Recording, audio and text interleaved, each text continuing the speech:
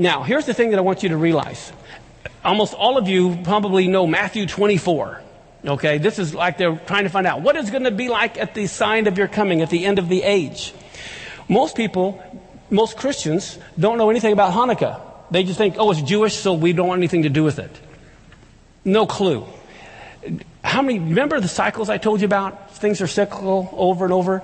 Matthew 24 is Hanukkah revisited. Everyone wants to understand Matthew 24, but they don't want to understand Hanukkah. For heaven's sake, Matthew 24, what God is telling us is Hanukkah is going to happen again. Do you remember what I read? What happened? How it was what? Winter, right?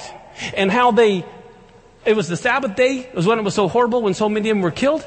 And they all fled to the desert immediately into caves when they saw this happening. Well, with Matthew 24:15, remember I told you about the abomination of desolation, which is all about Hanukkah, and how Josephus said this was the fulfillment of it. If you don't understand your Hebrew roots, you don't see Matthew 24 is Hanukkah is going to happen again. Look at this. Matthew 24:15.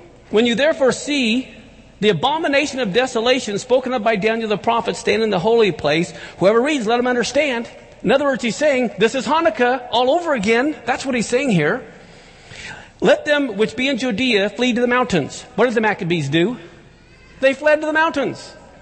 Let him which is on the housetop not come down to take anything out of his house. What did they do? They left all their substance. They didn't take anything.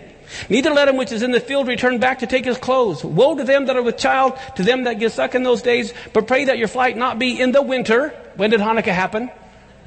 Nor on the Sabbath day. What happened on the Sabbath day? 40,000 got killed. I mean, when they're hearing Yeshua saying this, they're going, oh my goodness, what happened 168 years ago at Hanukkah is going to happen again.